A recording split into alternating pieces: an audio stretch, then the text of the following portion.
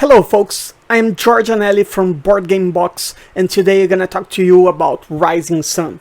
Rising Sun, it's a game from Eric Lang that's well known for the Blood Rage and Godfather, Arcadia Quest, and many other great games. So if you wanna learn how to play Rising Sun, just check this video.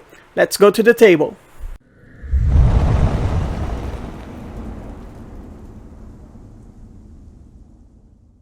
Hey folks, this is George Anelli from BoardGame Box. Today I'm bringing to you the game Rising Sun.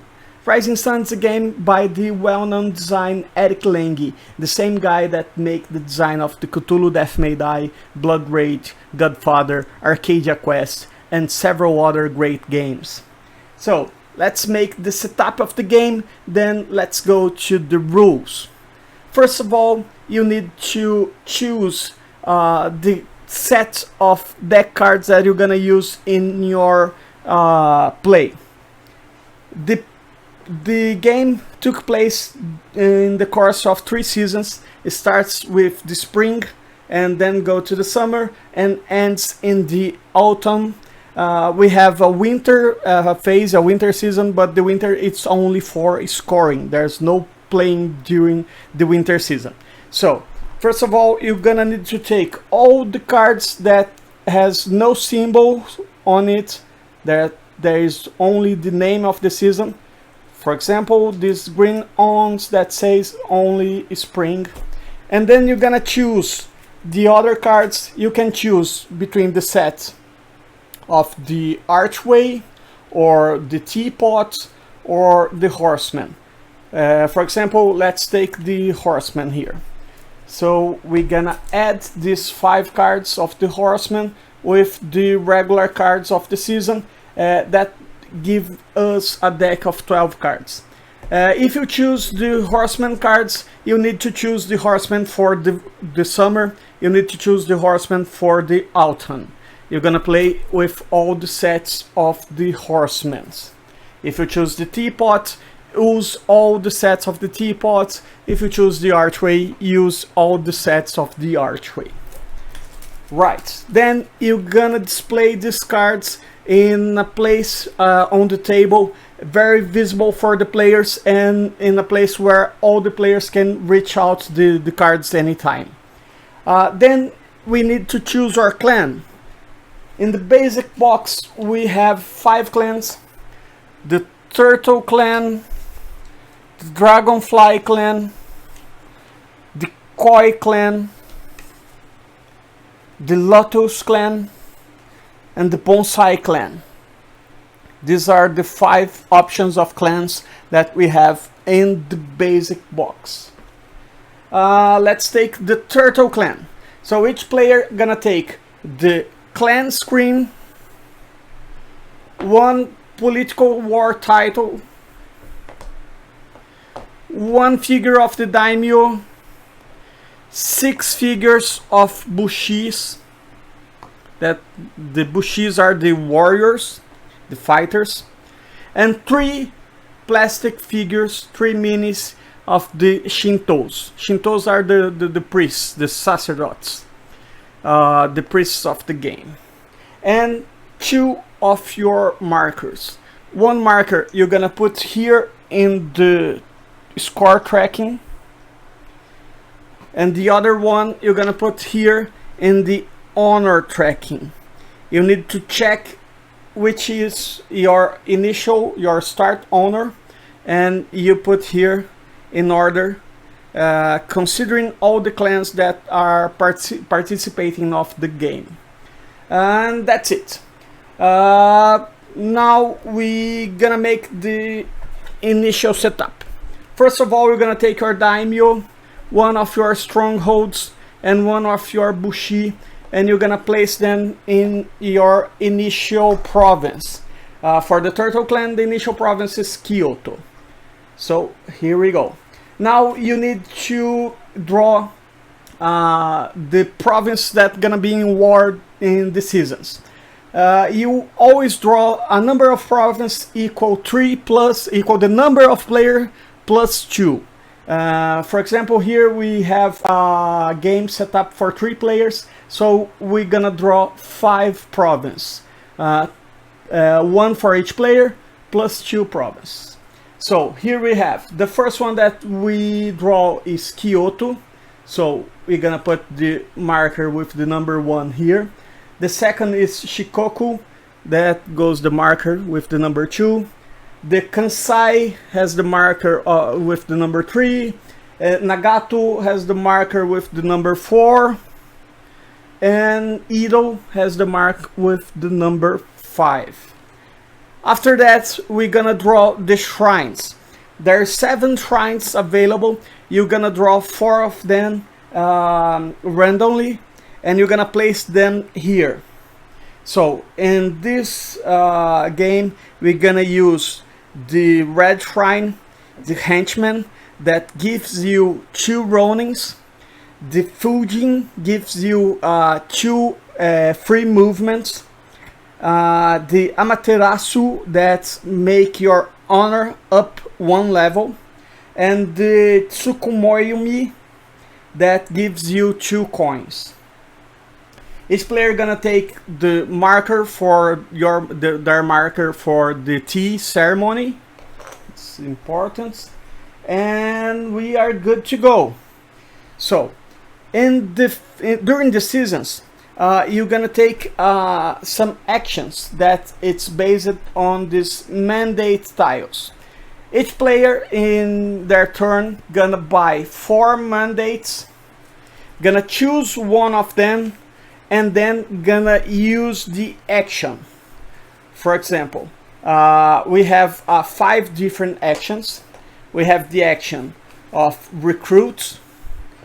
The recruit action allows you to summon 1 miniature, and the player who plays the action, this mandate, can also recruit 1 extra mini. So all the players in the table recruit 1 mini, they summon 1 mini to the table, and the player who plays the recruits and all their allies can summon 2 miniatures.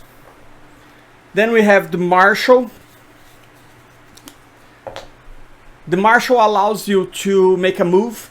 You can move from one province to any other province that is adjacent with that province, and you can move from one province to any other province that shares a sea line. For example, we can go from Hokkaido to Kansai because there's a sea line here that bound them together. We can move from Hokkaido to Kyushu. We can move from Kyoto to Oshu. And this is the movement. And the player who plays the marshal can also pay 3 coins to build a new stronghold in any place on the map. The next action is train. Train allows you to acquire 1 card. We have basically 1, 2, 3, 4, 5, 4 types of cards. We have the monsters that allow you to summon 1 of the monsters and use the monster ability in the season and in all other seasons in the game. We have enhancement cards. Enhancement cards, they give you some enhancements for your miniatures or for your strongholds. They give some enhancement. We have war upgrades. War upgrades give you some benefits during the war phase. And we have virtue cards. Virtue cards usually give you some benefits in the score points, help you to improve your points, your score points. The player who has the highest score points in the end of the game is the winner of the game. So each season we have 7 turns of events. After the third turn, we have 1 turn of the shrines. After the 5th turn, we have another turn of shrines.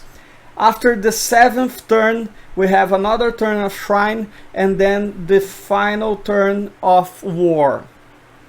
So we're gonna play one mandate, one mandate, one mandate. Then we use the abilities of the shrine, place another mandate, use again the abilities of the shrine, place another mandate, and use again the ability of the shrine, and then we go to the war phase.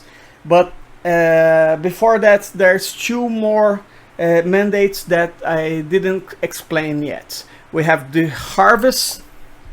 So when you play the harvest, you gain 1 coin. The player who plays the harvest also can collect rewards. The rewards are these symbols here in each one of the province. For example, Kyoto, the reward of Kyoto is 4 victory points. The reward of Edo is 2 victory points and 2 coins. The reward in Hokkaido is 2 ronins.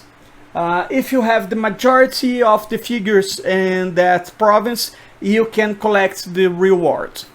And the last possible action in the mandates, it's betray.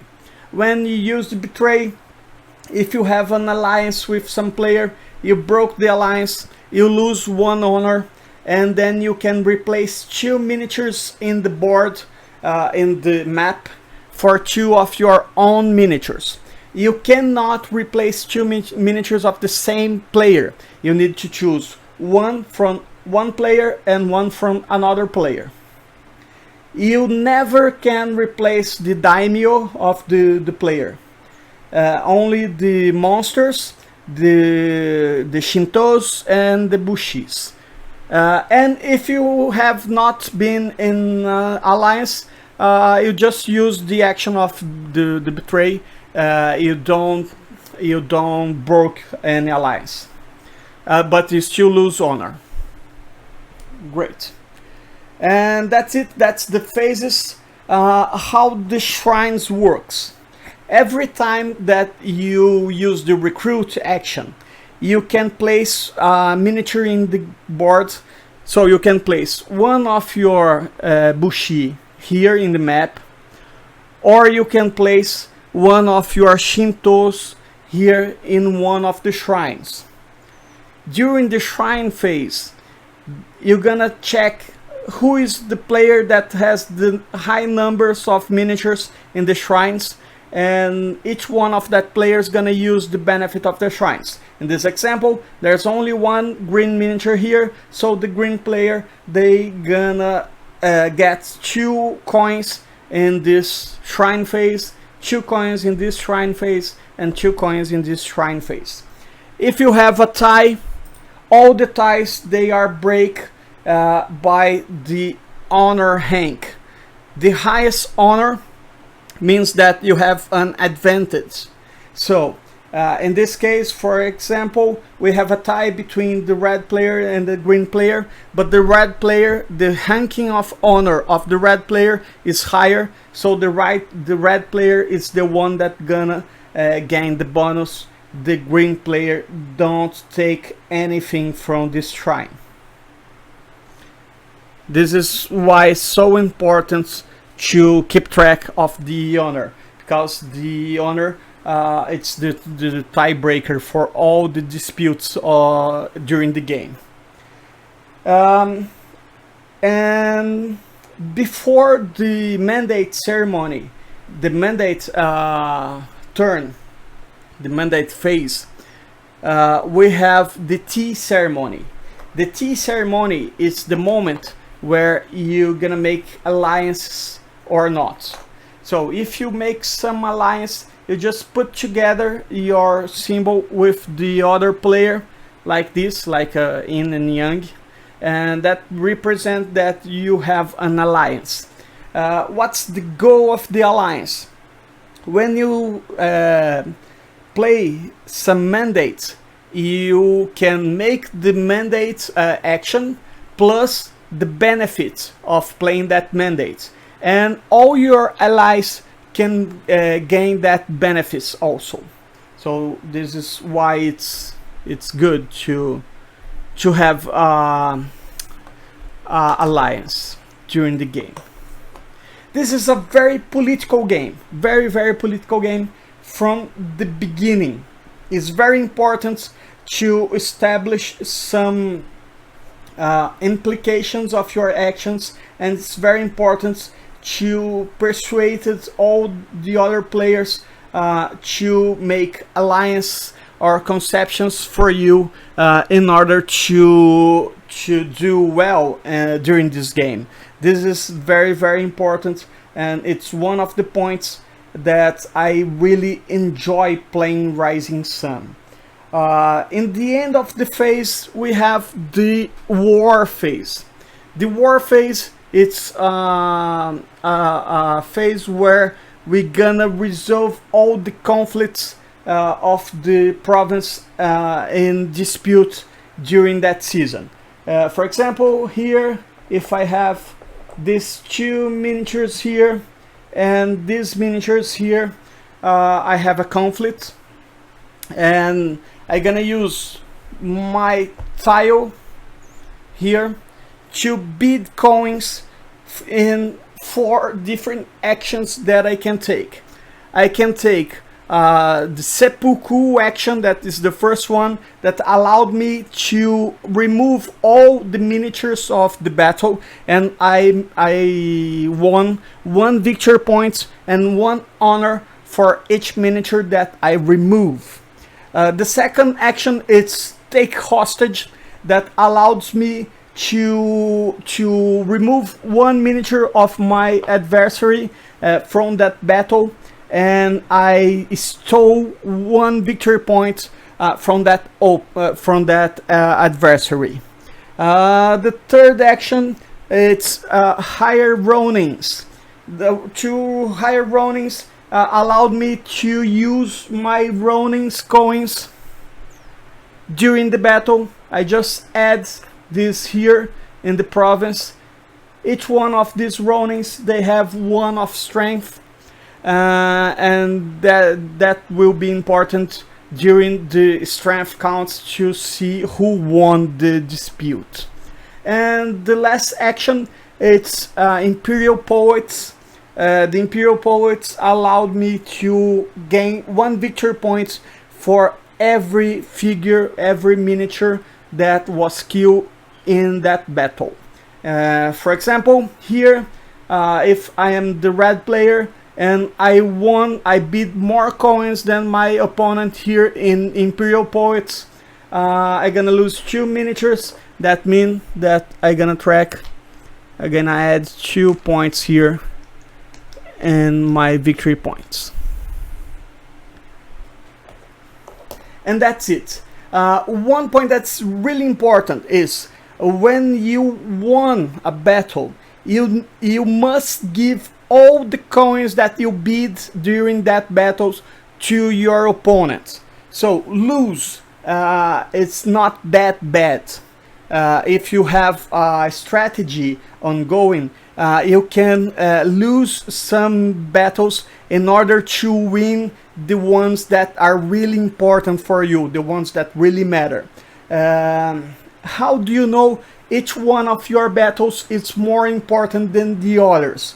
By the color of the province in that you are disputing. In the end of the game, if you have a set of 3 to 4 different colors of this dispute province, in order to win these tiles, you need to win 1 battle in the dispute province. If you have 3 to 4 different colors, you're gonna make 10 extra points at the end of the game. If you have 5 to 6 different colors, you're gonna make 20 extra points at the end of the game. And if you have 7 to 8, you're gonna make 30 extra points in the end of the game. So you want to collect different sets of colors. You want to collect the highest number possible of different colors, of different province colors, in order to score higher in the end of the game. and that's how you decided if that it's an important battle or no or not during that season. So you can deliberately lose some battles in order to gain more coins, in order to bid a higher bidder in the battles that matter the most for you. And it's very important to know that in the end at each season you need to return all your coins and all your ronings. So there is no why you save these coins. If you don't use some of your coins, or if you don't use some of your ronings at the end of the season, in the season cleanup, you just return all of them. So it's very important for you to use. At the beginning of each season, you take the incoming of each clan. Each clan has an incoming that show you how many coins the clan begins in each season. That's very important during the war phase. At the beginning of each battle, you need to tell your opponents how many coins you have. So anyone knows how your possibilities of bidding are. And that's it. That's how the war phase works. And in the cleanup, you're gonna remove all this war province here, these war tiles. You're gonna replace with the next phase tiles. The spring, use the tiles with the number 1. The summer, use the tiles with number 2. And the autumn, use the tiles with the number 3. After that, you're gonna remove all the cards that was not purchased, and you're gonna replace with the set of cards of the season. You're gonna remove the cards, the green cards of spring, then you're gonna put the yellow cards of summer. At the end of the second season, you're gonna remove the yellow cards of summer, and you're gonna place the red cards of autumn. And that's it. This is how to play Rising Sun. I hope you enjoyed this video. If you do, click the like button, subscribe to our channel. We are preparing a lot of stuffs for you guys. I hope you are all safe during this quarantine time. So stay home, stay safe, keep watching our videos, and keep playing. See you. Bye bye.